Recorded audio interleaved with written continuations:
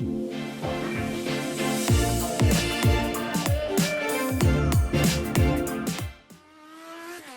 are listening to Know You're Crazy. My name is Susan Denee. We all have crazy. What separates us is how we choose to deal with it. I'm going to be delivering engaging and actionable tools to own your crazy, treat your crazy, and turn it into your own superpower. I hope that you walk away from this show feeling the power and strength within you. And never forget to enjoy your journey because you are worth it. Hey everyone, welcome to the Know You're Crazy show. My name is Susan Denee, and you are listening to Emotional Recovery in the Raw. And today's show is all about communication behaviors, the good and the bad. Healthy or unhealthy relationships, they carry a significant amount of weight regarding our mental and our emotional health. There are good feeling relationship behaviors and there are bad feeling relationship behaviors. Discovering which behaviors dominate your relationships is an exploration that only you can take. However, getting informed about the type of behaviors, when and how they impact your communications can enhance your relationship experience in a positive way. When and how you communicate is unique to you. Maybe you are defensive at work, but passive at home. Do you switch communication roles dependent on how other people are behaving? Do you switch your communication roles because in certain environments you are more concerned what somebody thinks about you than in other environments? Growing up in a home where we had the disease of alcoholism present, when I think back on that, or can I say when I feel back on that, what I remember is not only the verbal communication, but I remember the dysfunctional behaviors of communication. Today, I'm going to be jumping into what are communication behaviors, what are the uncomfortable communication behaviors, such as the one I just described, that can be inherent in dysfunctional families growing up, but what are also positive communication behaviors? And what is your role in working on those? Or do you even want to work on those? I like to say the universe and the environment in which we choose to live will consistently give us feedback regarding how our behaviors impact the relationships in our life. Yes, life is all about us and our journey. However, the journey that we choose to live is much more satisfactory when the relationships in our life complement our life and are not destructing our life. But let's make sure that we're not the one causing destructive behaviors of communication within those relationships and causing harm to others. Sometimes our emotions run crazy and we have to be able to reel those in. According to Wikipedia, because I did some research on this, wanting to know about what's the textbook definition of communication behaviors. And what it says is communicative behaviors refers to people's tendency to express themselves using indirect messaging. Much of our communication, as I'm sure you already know, is nonverbal. It's not just about what I'm saying to you. It's also about my body language. Expression comes across in many different forms. Somebody who might be more inward with withholding verbal communication might be more expressive with their nonverbal cues. Those are the things that I'll be talking about today. Any behavior or even the absence of the behavior may be judged as communicative if it intends to convey a message. So for example, here's a couple different examples of ways in which we communicate that we really wouldn't even probably connect the dots. I believe that often when we have a barrier in our emotional life, in our mental life, it's not always that we intuitively don't know what to do. It's almost as if it hasn't been broken down enough in a language or in some simplicity enough that we can then grasp and resonate with what we need to learn from from whatever's being conveyed.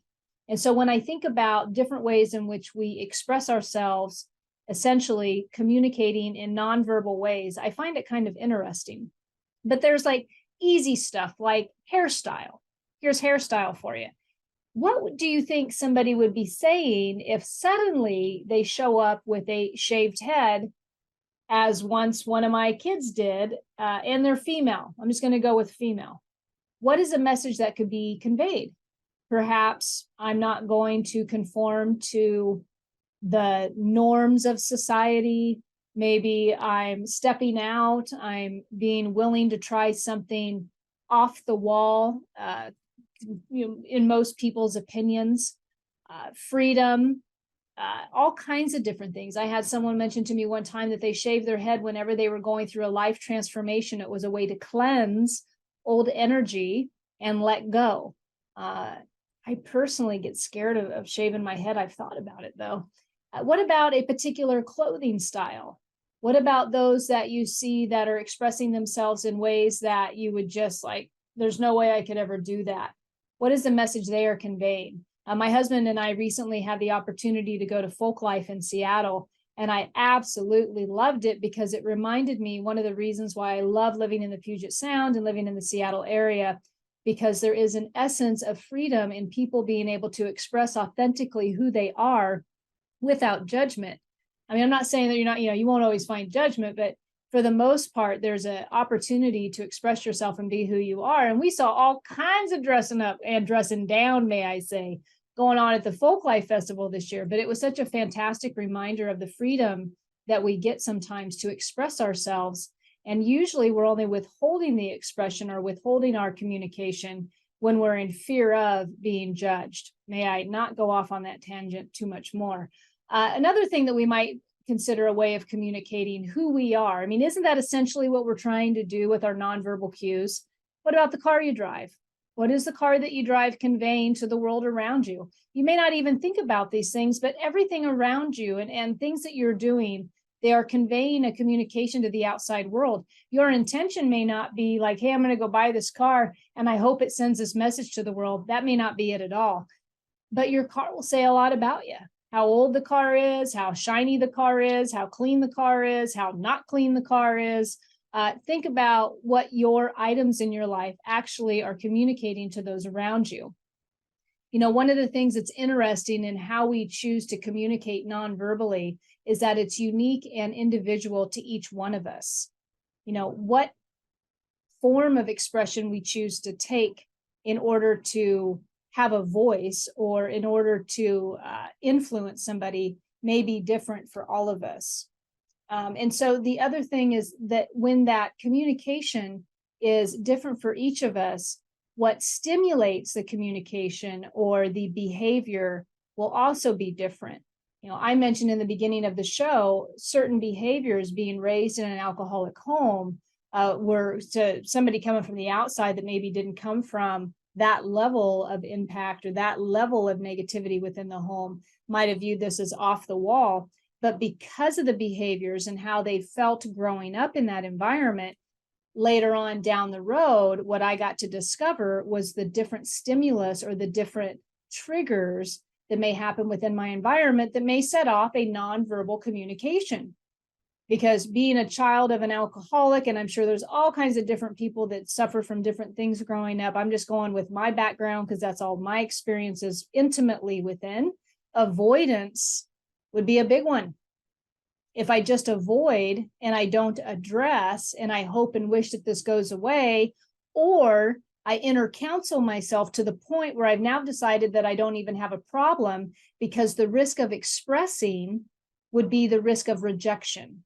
The risk of expressing would be the risk of judgment.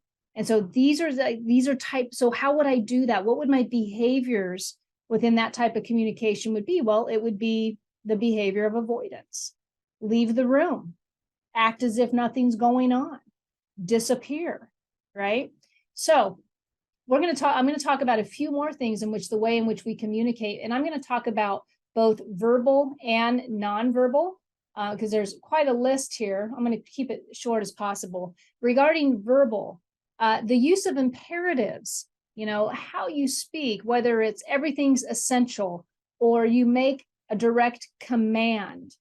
Think about what you're communicating with that particular style of words, a direct communication, a statement of preference, having full clarity in your communication about what you prefer and perhaps expanding on why you prefer it. Another form of communication, nonverbal communication in this case, lack of participation. What is the communication being conveyed when somebody continually doesn't participate? And it's unfortunate when, let's say, we have a good reason for not participating, and yet we don't convey that to those around us. The professional environment's coming up for me, office environment, coworkers is coming up for me. People might have a very good reason for not participating, but the assumption may be different. Lack of participation could actually be a problem with shyness, a problem with intimidation. But the individual who continues to not participate may not have the ability to accurately convey that. So everyone else in the environment is left to make assumptions about the person's behavior and then draw their own conclusions. I was talking to my daughter just today, and she was mentioning about training somebody at work. And I think it was the first time she ever trained someone. And she was shocked that the person didn't pick up on things as quickly as she thought they should. And with her permission, I'm going to talk about having someone's permission. What I conveyed was sometimes somebody has so much going on that their behavior isn't what you would expect based on your own experience. You think about a new hire in a new environment, taking in 20 different things. And then in addition to that, the trainer is the first time training. And you think about all the communication or lack of communication that is going on there and being able to effectively still just move forward through that, right? So assumptions can be made based on what we think we're perceiving in somebody's behavior. Another way that we can communicate is overly doing something. You ever get that person? The over one, the one that overly does it?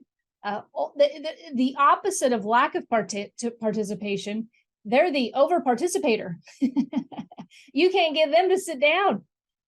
What message is being conveyed there with them?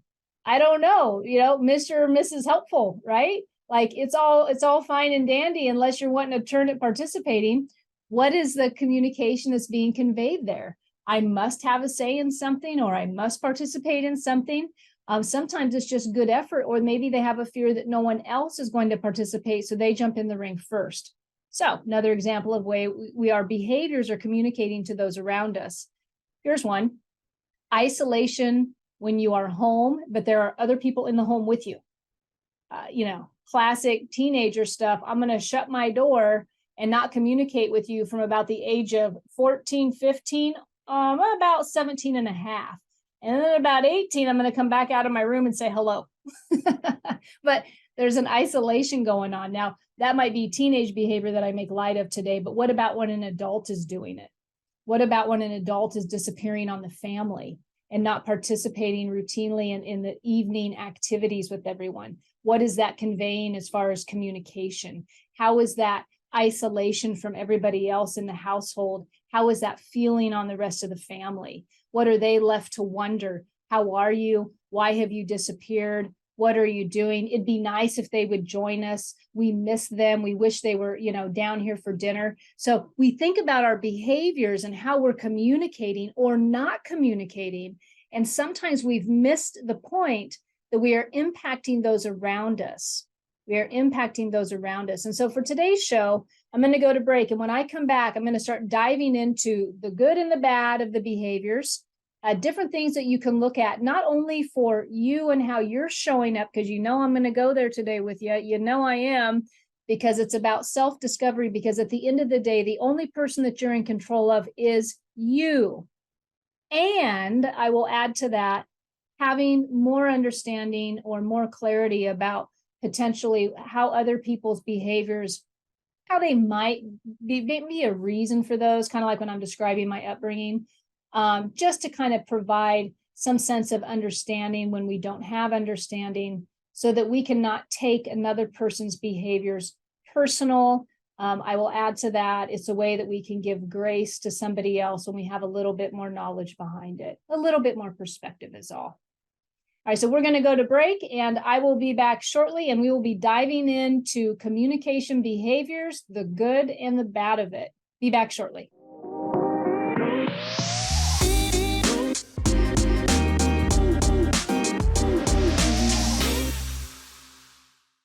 Hey everyone, welcome back to the Know You're Crazy show. My name is Susan Denee, and you are listening to Emotional Recovery in the Raw.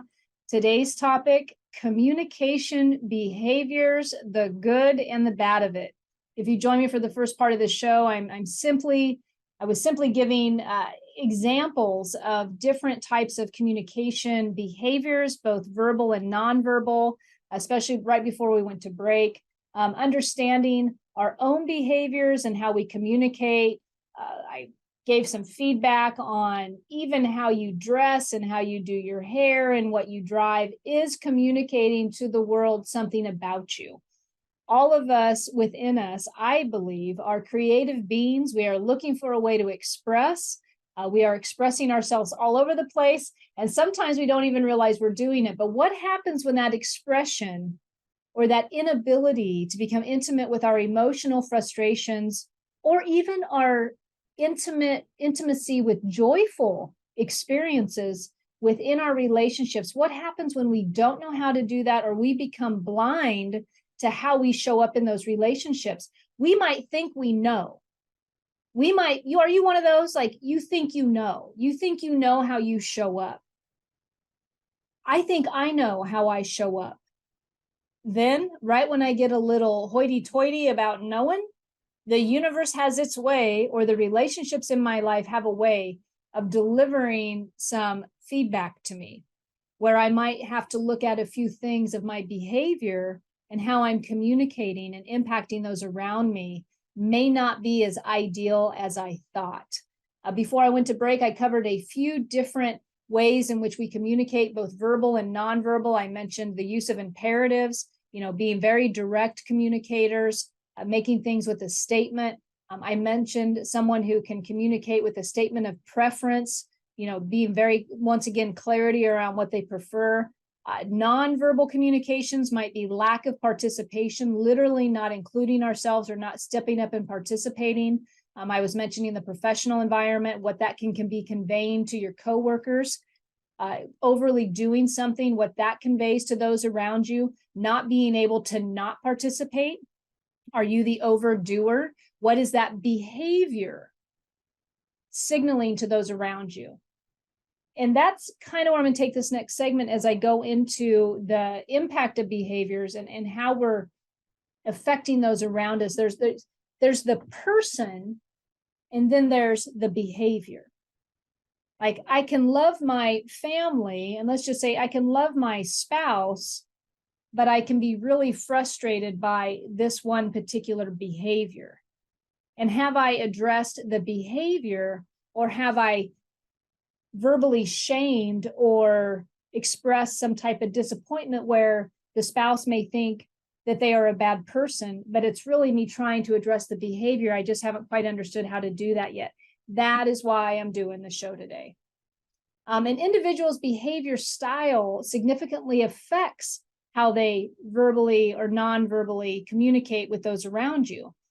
And I'm hoping that by the end of the show today that you're going to have more clarity around what your individual behavior style is concerning your relationships.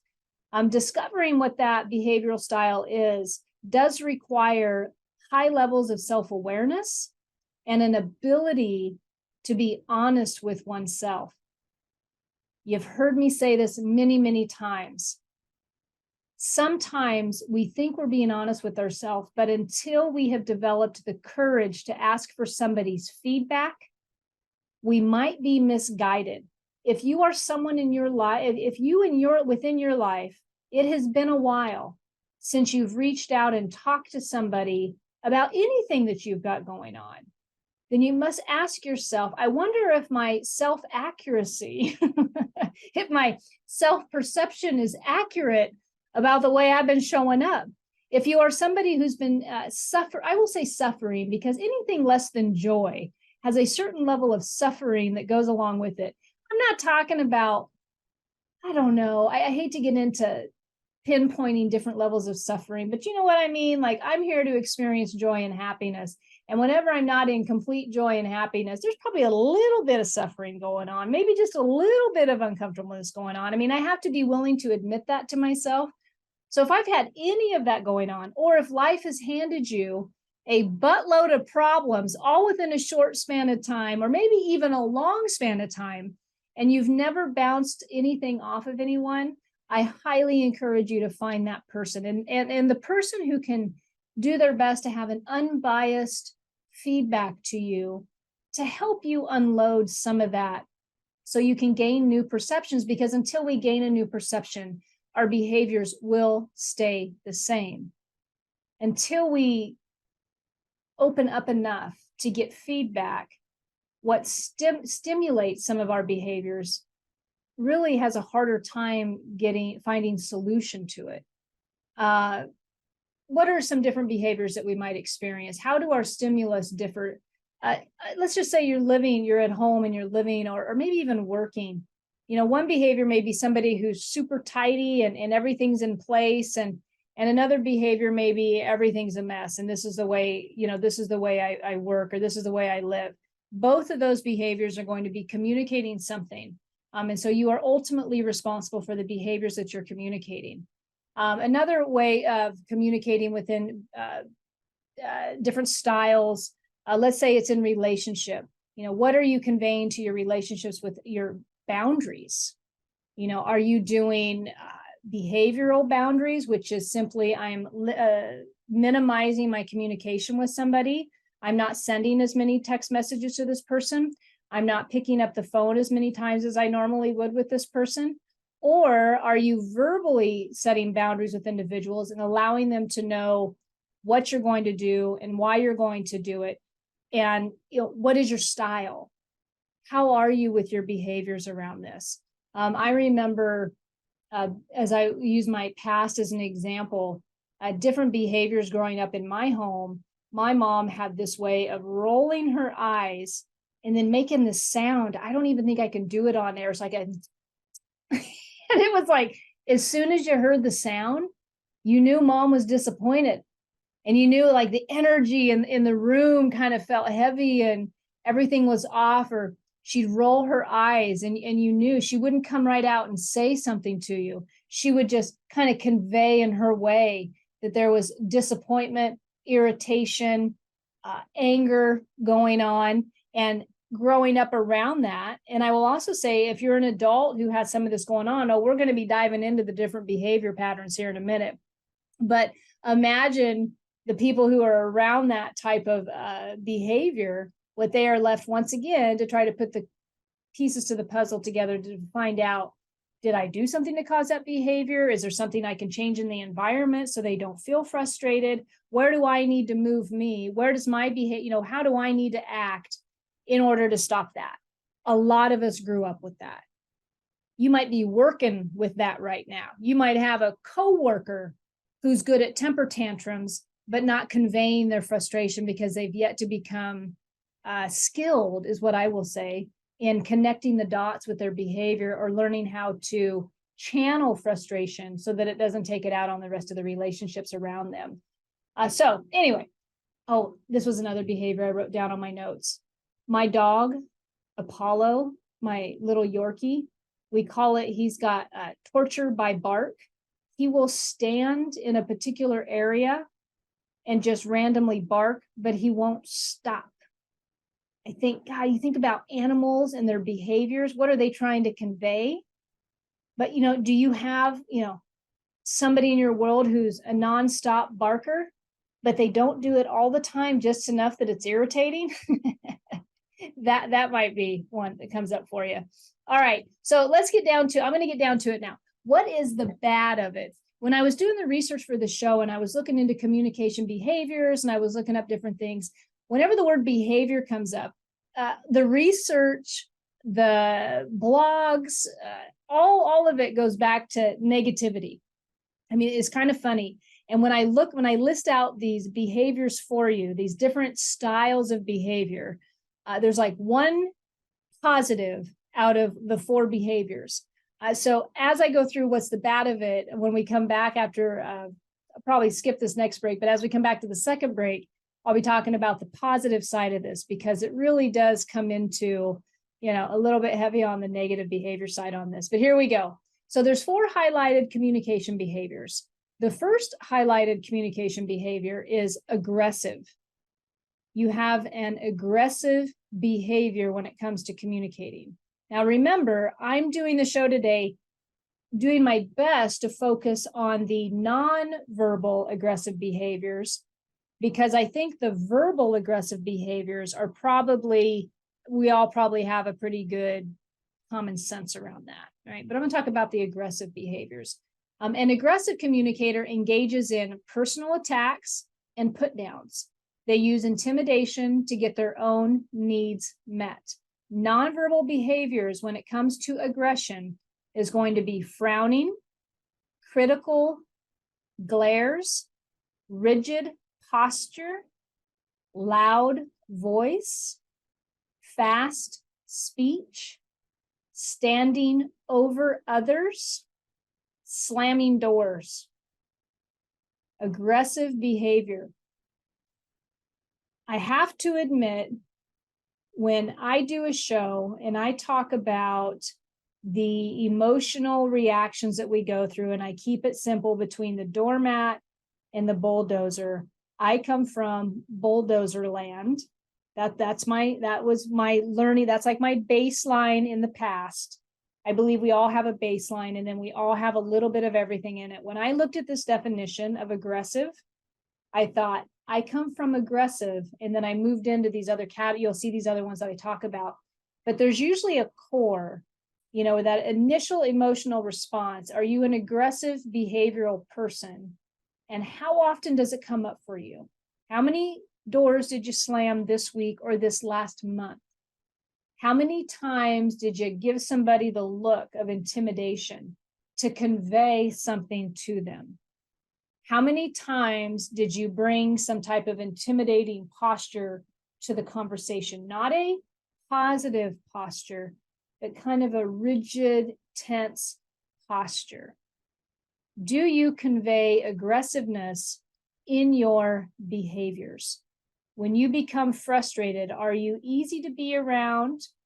Not saying that we're not going to have moments. We get to be frustrated at times and we get to be angry at times. That's not what I'm talking about. I'm talking about more prolonged behavior. Is your go-to aggressive? And if it is, I just challenge you a little bit today. What are you doing to try to solve some of that? Are you a loud person? I did 25 years in debt collection before you got me here. And I would probably say when I got sober, I was probably 7 or 8 years in. No. Oh, maybe 5 years into it, maybe. But before, so when in sobriety, we learn, we have to have this faith and trust in a higher power. And was a real conflict for me, understanding new ways of communicating back then, because I had this spiritual opening happening for the first time in my life. And yet my aggressive behaviors over the telephone with consumers who were trying to do the right thing, they needed a lot of rehab. Let's just put it that way. Stayed legal, stayed along the law, but the messages were definitely, tone of voice was off. I could never understand how somebody talked on the phone and they were quiet. So I had the loud voice thing going on. So we come from different behaviors that will dominate. So if aggression is one of yours, as it was one of mine, I will just tell you there's hope. I rarely see that person anymore show up for me. I'll say my inner person. She's in there. Don't get me wrong. She's in there. I like to say I keep her in my back pocket for special occasions, but rarely does she have to show up anymore. So there's always hope for healing around this. All right, what's the next one? Assertive. So out of all the ones I'm going to talk about today, and there's only 4, this one is, I'm just going to give you the shortcut. This is the positive one. This is the one that you're hoping for. Assertive is the ability to express one's desires and feelings appropriately. I love the word appropriate. There's appropriate and there's inappropriate. There's appropriate behavior and there's inappropriate behavior. So assertive is the ability to express one's desires and feelings appropriately. This is the halfway point between passive and aggressive. And I'll be talking about the passive behavior here in a minute, but this is the halfway point between those. An assertive communicator respects both the sender of the communication, which is usually themselves, and the receiver. So we are aware of who we are talking to and how our words and how our behavior is impacting them. I'm not talking about paranoid delusion, so worried about what you think of me that I'm tiptoeing over every word I say. That's not what I'm talking about. That's probably in the next couple behaviors here. No, this is more of a confidence, a healthy awareness of how my words are going to impact you. I have special attention to this around my children, although they would probably disagree with me on sometimes. But for the most part, I'm aware of how my words or how my behaviors may be impacting them in a particular communication because I'm concerned, not in a fearful way, but they're still learning. They're not working with the same capacity of brain as I am. They don't have 4 decades of life experience under their belt. They barely have 1.5. So for me to place my, to just go blind into communication with my children and to assume that they're just supposed to deal with me, I think is vagrant and borderline abusive, in my opinion. So I really bring an awareness and assertive communication to my kids because I have respect for them.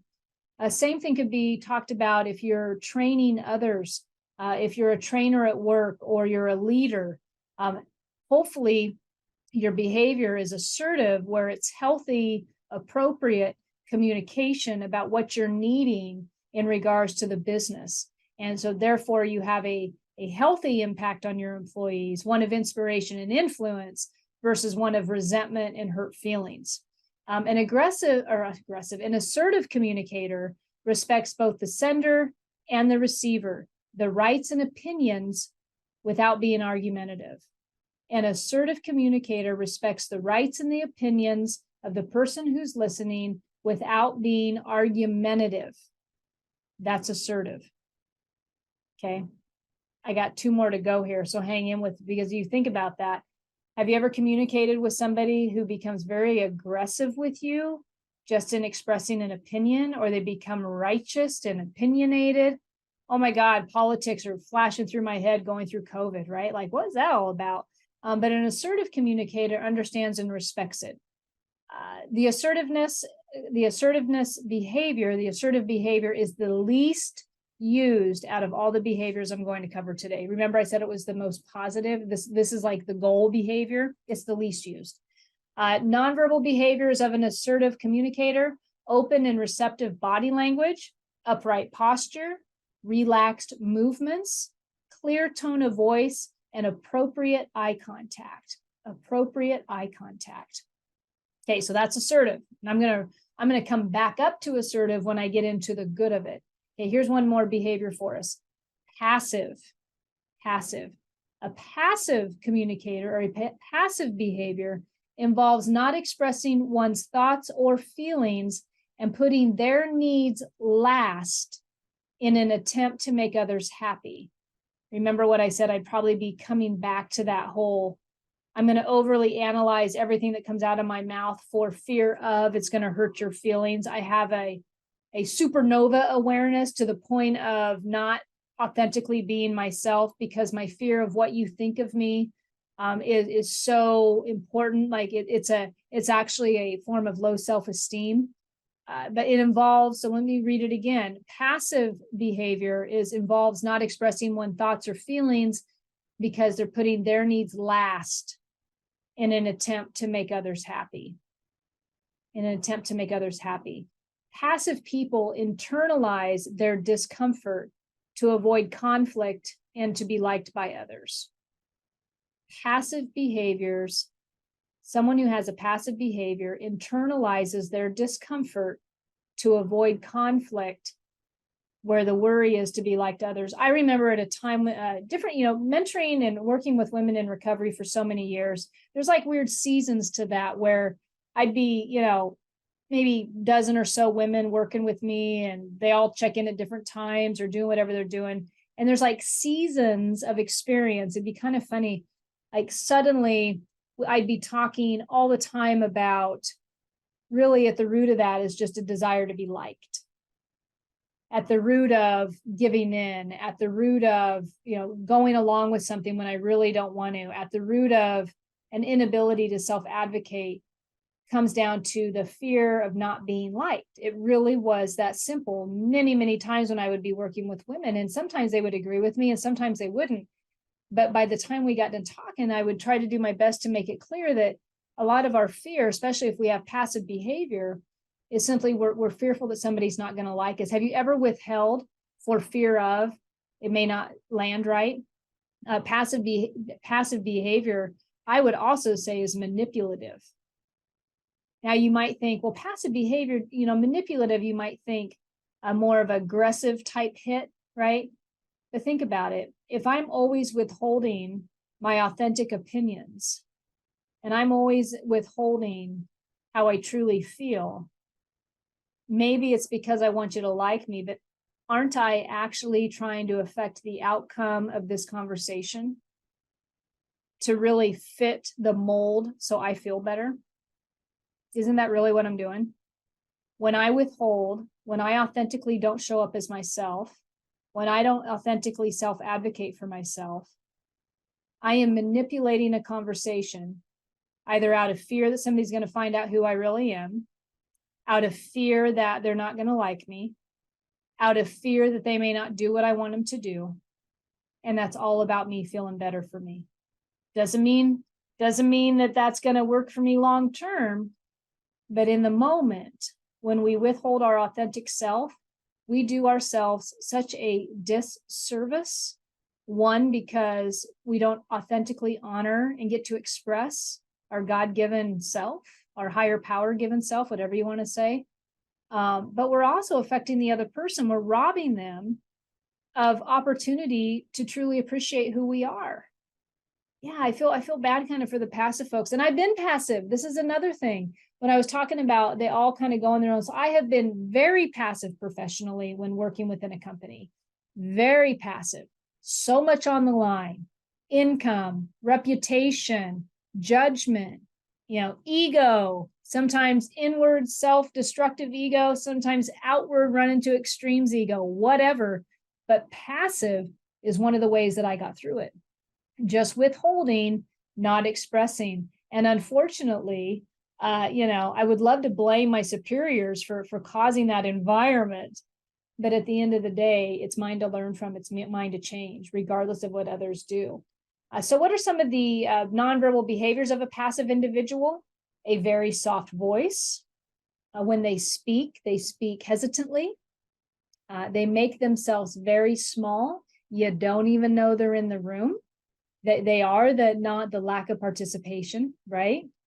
They fidget and they will avoid eye contact.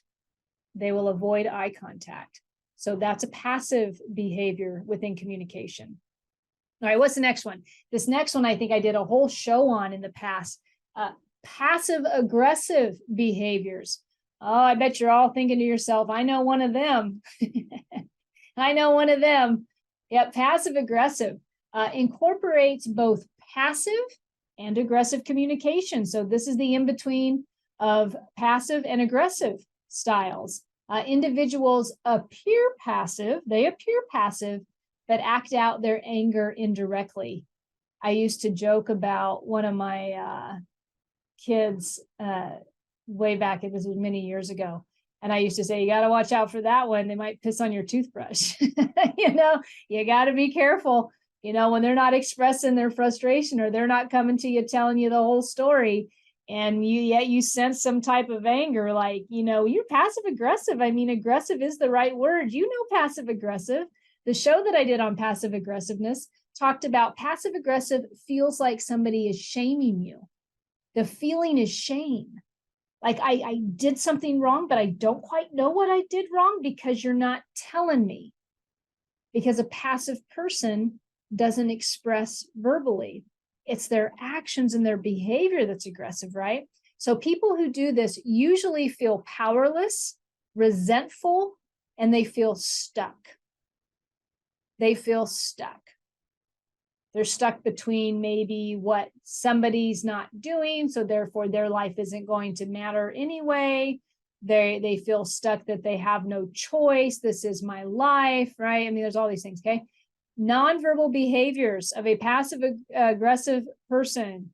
They had asymmetrical posture. I don't even know what that is right now. I'm sorry I even mentioned it, but I guess I could Google that. Facial expression. Oh, man, flashback.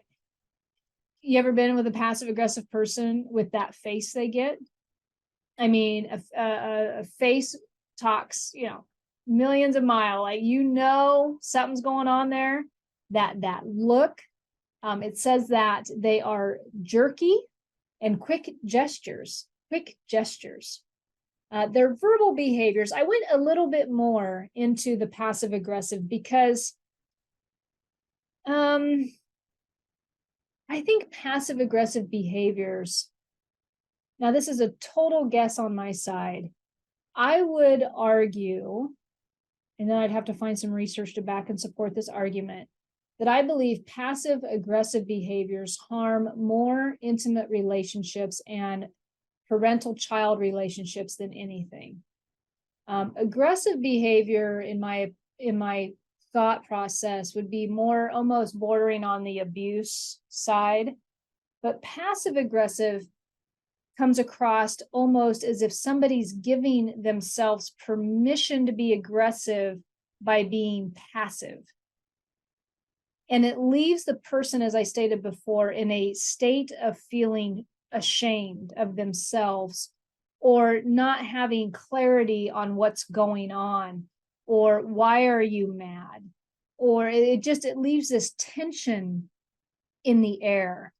And I think that when it's in relationship with others, like we don't want to go all the way bad and be aggressive and come right out. So it's almost like this weird way of individuals trying to do their best with frustration when they're prone to a bulldozer core, is what I would say. So on this one, I went a little bit further with the passive aggressiveness because I'm going to go into some verbal behaviors of passive aggressiveness. Sarcasm. Okay, sarcasm would be a form of passive aggressiveness. Gossiping. Gossiping is a form of passive aggressiveness. I love the saying, if you don't got nothing to say, you got nothing nice to say, don't say anything. I haven't walked a straight line on that myself, but I'm fully aware of it today. Gossiping is a passive aggressive behavior. Being unreliable is a passive aggressive behavior. Frequent complaining, sulking, patronizing. Okay, those are verbal passive aggressive behaviors. Backhanded compliments. Backhanded compliments, sarcastic backhanded compliments. Purposely ignoring or saying nothing. Purposely ignoring or saying nothing. Boy, that's a tough one. The energy in the room is tense, but you're not going to talk at anything. You're going to completely purposefully avoid. I almost had it. We say it in recovery. I'll come back to it, but we purposely are avoiding and sulking in an angry way. Leaving someone out is passive aggressive behavior. Being exclusive instead of inclusive, or not being inclusive, but not giving a reasonable explanation as far as why somebody wasn't included. Muttering to oneself instead of confronting the issue. The under the breath comments, not being able to help yourself with that.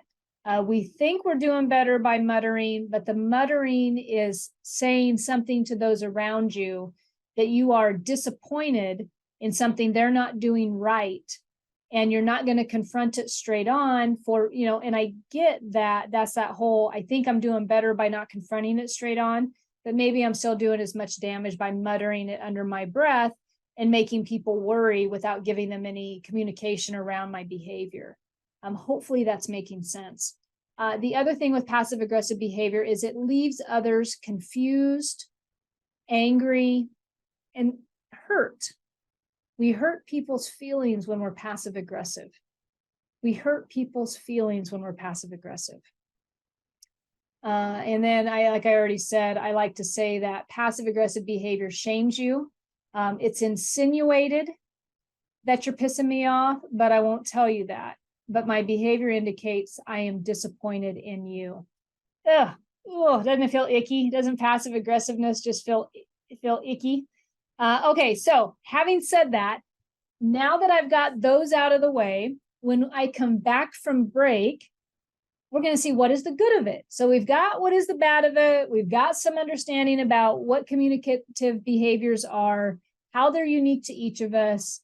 Now I'm going to dive in when I come back from break. What's the good of it? What are the good behaviors in addition to the assertiveness? What are those like? So we will be back shortly. Hope you can tune back in.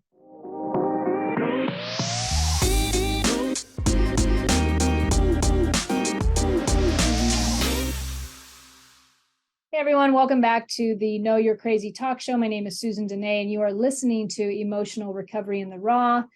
Wrapping up with the show today on communication behaviors.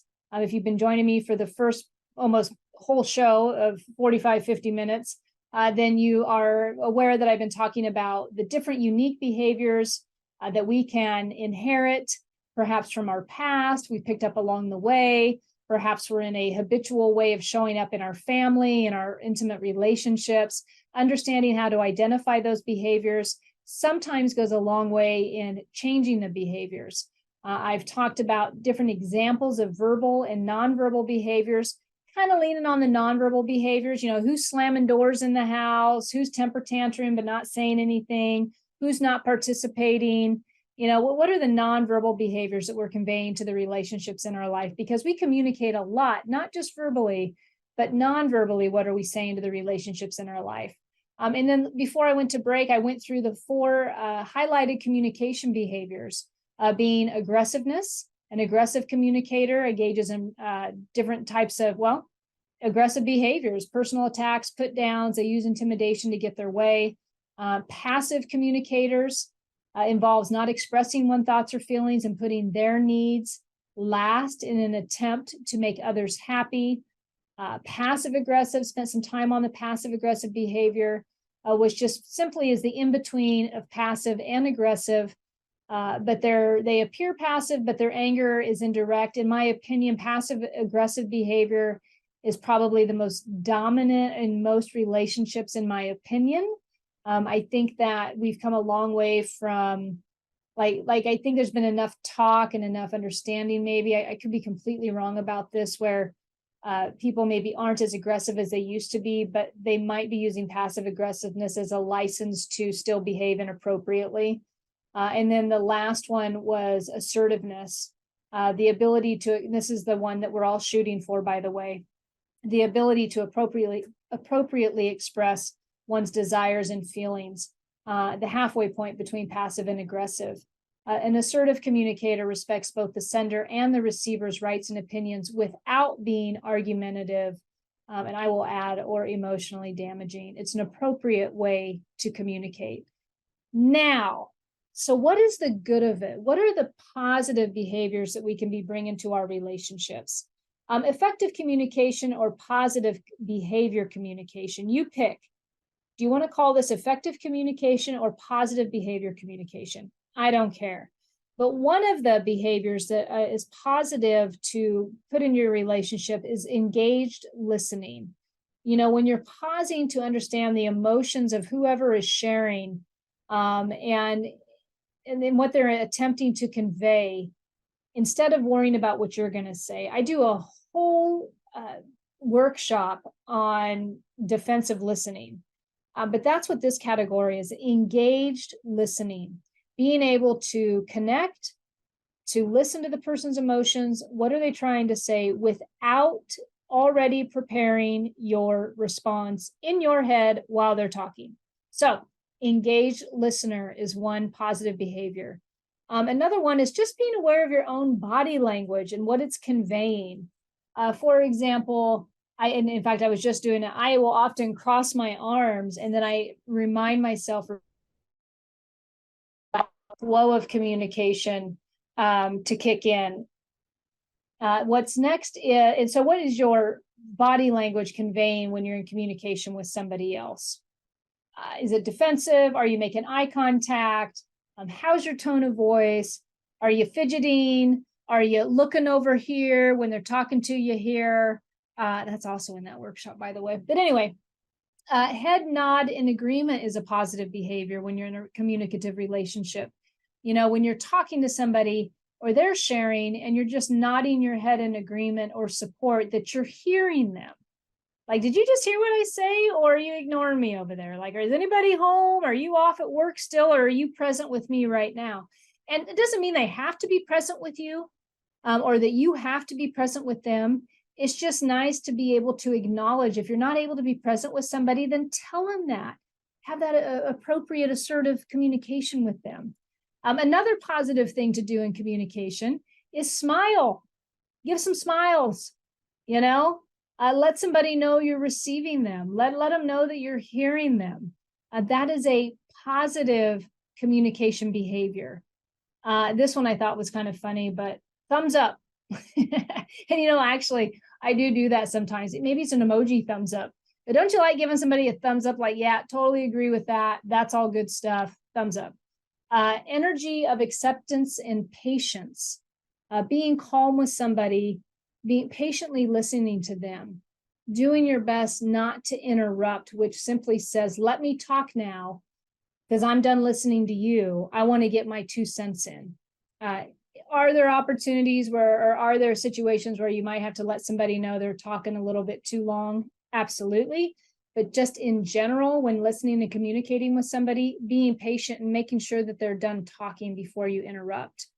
Responding versus reacting to somebody is another one. I think we learn this with time. It's kind of like thread in all of this positive behavior, just making sure that we're giving somebody enough bandwidth. And the last one, and I'm going to say this, well, two, because I know I'm going to wrap up this show. Listen without giving opinions. Listen without giving input. Only give input if you're asked. That's a tough one for a lot of people. Especially you parents out there. Listen, offer feedback when asked. And the last one is my favorite, a positive behavior when it's appropriate. If you're in the professional world, this may not be appropriate. And if you're in AA, NA, or C, or any of those programs, make sure it's an appropriate one. Hugging. A nice, positive, supportive hug will help. But if you got other ideas behind that hug, don't be doing it. I'm just saying that's not the behavior we're after. That's not the behavior. All right, so that is a wrap for today's show. So I encourage you today to take a look at your communication behaviors. What's working? What's not working? Do you need some help identifying any of those behaviors? Do you want to bounce this off somebody? If you are somebody who would like some of that bouncing off and you'd like to hire a coach, I'm your gal. Feel free to reach out to me on my website at susandenee.com. Would love to help. If any of this today resonated with you and you're looking to elevate the relationships in your life, or you're looking to find out where can I turn a corner in order to improve and to feel more satisfaction and joy, call me. I'd be more than happy to assist you. Having said that, have a great evening. See you next week. You have been listening to Know You're Crazy. Crazy. And my name is Susan Denee. We are identifying, understanding, and treating your crazy one episode at a time. Tune in to transformationtalkradio.com. To connect with me or Growth Spurt Your Life, please visit susandenee.com. That's Susan Denee, DENEE.com.